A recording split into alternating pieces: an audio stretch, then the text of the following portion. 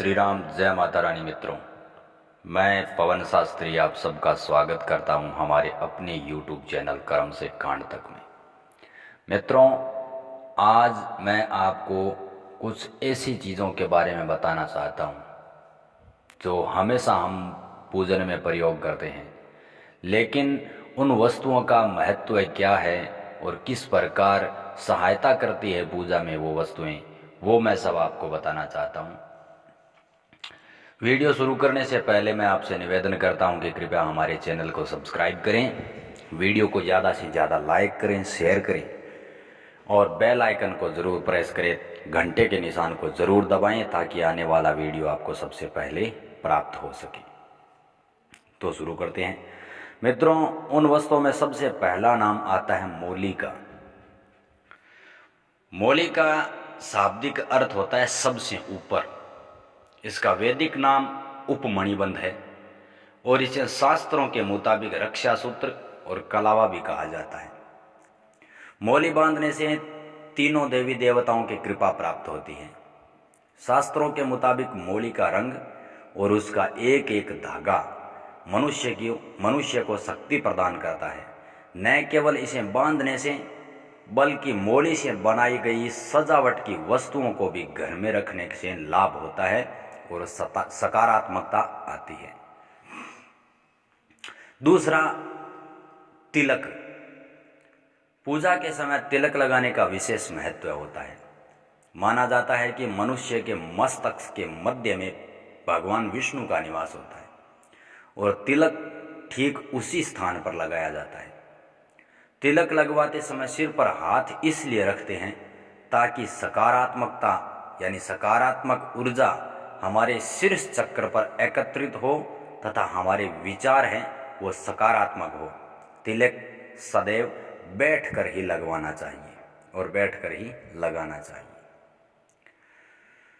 पान का पत्ता। पान का पत्ता ताजगी और समृद्धि का प्रतीक है। स्कंद पुराण के अनुसार अमृत के लिए समुद्र मंथन के दौरान देवताओं द्वारा पान का पत्ता प्राप्त किया गया था। यह मुख्य कारण है कि पूजा में पान के पत्ते का उपयोग किया जाता है। पान का पत्ता जब भी किसी को अर्पित किया जाता है तो यह सम्मान का प्रतीक माना जाता है। स्वस्तिक यानी सातिया, जिसे मारवाड़ी में साखिया कहते हैं। स्वस्तिक मंत्र शुभ और शांति के लिए प्रयुक्त होता है। स्वस्ति बराबर सु प्लस अस्ति यानी कल्याण हो, ऐसा माना जाता है कि इससे हृदय और मन मिल जाते हैं।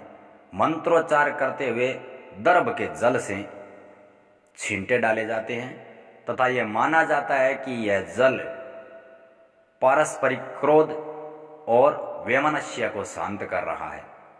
स्वस्ति मंत्र का पाठ करने की क्रिया स्वस्ति वाचन कहलाती है।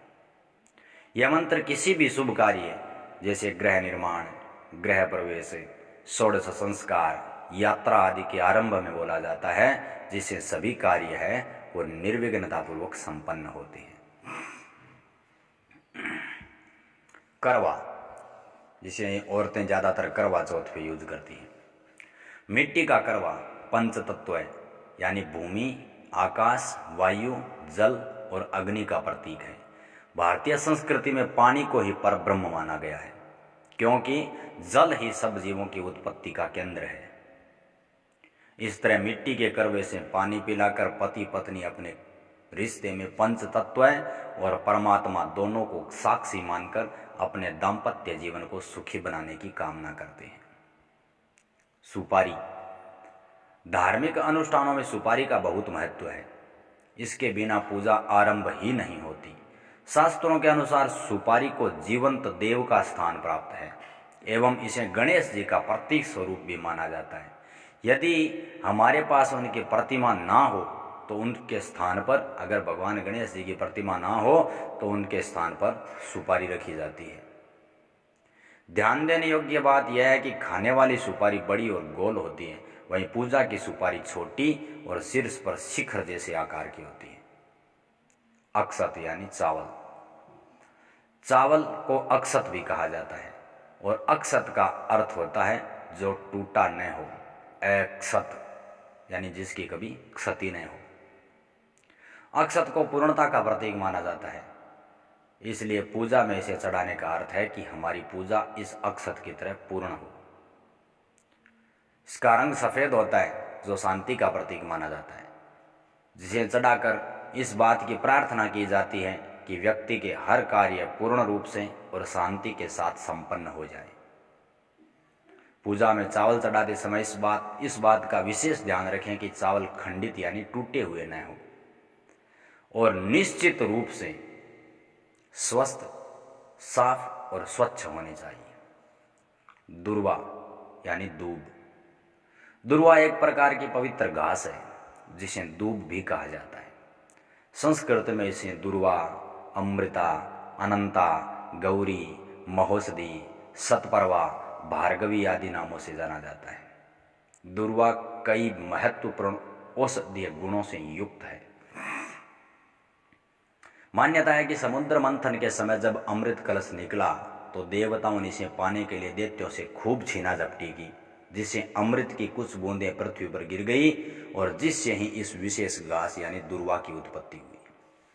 मित्रों, ये कुछ चीज़ें ऐसी हैं जिसे हम पूजा में हमेशा प्रयोग करते हैं, लेकिन किसी को इस चीज़ का पता नहीं है कि ये किस काम में ली जाती है, इसका अर्थ क्या है।